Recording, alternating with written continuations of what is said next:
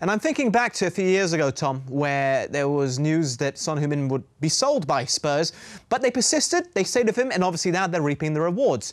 But it also makes me think about the future of Dele Alli at Tottenham Hotspur. What do you reckon is going to happen here? Because it looks very negative now, and you used a word about Gareth Bale at Real Madrid, toxic. To be fair with Dele, I think he's still got the love of the fans. It comes across as him and Jose don't fully see eye to eye, whether that's his playing style, his playing ability, or whatever it may be. I think obviously Tottenham today were more of a two sitters and Ndombele as a number 10. But in recent weeks it's been one sitter with the two number 8. So in that system, Dele probably hasn't played that system for Tottenham before. So it's an awkward one. If the manager doesn't fancy him and he isn't playing the type of system that would benefit him, it's a difficult one to get him in. But everybody knows his class and his quality, and these little murmurings of Tottenham considering getting rid of him at such a young age as a British player as well is quite surprising, and it might just be the spark he needs to get his career going again. But his numbers have dropped over the last couple of seasons, well, 18 months or so, drastically dropped in terms of goals and assists, even though he has been played before this. Yeah, I think obviously Pochettino was bringing the best out of a lot of the Tottenham squad, and to be fair to them, they were probably punching above their weight a little bit with the way that he had them playing. It was quite an expansive style of play, on the front foot, closing teams down, winning the ball back in the opposition's half, which is where Dele was sort of showcasing his talents more so, and picking up any scraps and making late runs into the box and scoring a lot of goals. Obviously, towards the back end of Pochettino's time, the results and performances weren't great, hence him losing his job. So I think that coincided with Jose coming in, and as a probably on paper a more defensive-like manager, it was always going to be a tough transition. But I'm sure he's still at a very, very young age, so he can get his career back on track in no time, I'm sure. So you back him to stay at Spurs and prove himself to be a success in the long run? He might have to move on, but it would be a surprise to me, if Tottenham was to cash in on such a youngish player coming into his prime years, who is equally British as well. That would be quite surprising, but I'm sure whatever club, whether it is Tottenham or if he was to move on, he would be able to hit the ground running and start showing the performances he was maybe 2 or 3 years ago.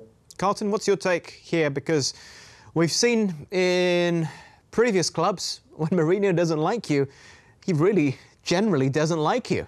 Although he had issues with Ndombele last season, but he seems to have worked himself back into his good graces. Yeah, look, me knowing how Jose works is, remember, he's a sports psychologist first, right?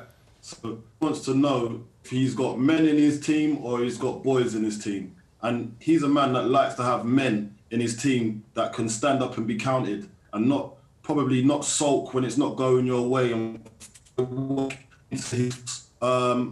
can see that the proof's in the pudding with Ndombele, and he's starting Ndombele now, and everyone said that there was a rift there too. So he will not hold a grudge on you if you are there to work hard and get back into his thoughts. And for me, I think Mourinho, he's going to be under the right person to show him how to lead as a personality and change his personality, because I don't know what's going on behind the scenes for Dele, but I know that Mourinho wants to see some character, and I hope that. How did he treat you when you were at Chelsea? Well, when I was at Chelsea, I was still a boy. Still a boy. I was enough. There was loads of stuff that he'd done that I won't go and talk about, but I felt really hard done by. But then when I look back, I really felt he was trying to help me, but not help me in a way that arm around you and try and coax you and do for you to do better. Done it in a different way where you had to stand up and be counted and be a man. And you could, and his managerial techniques all the way through his career, and he's very consistent with it if you pay attention.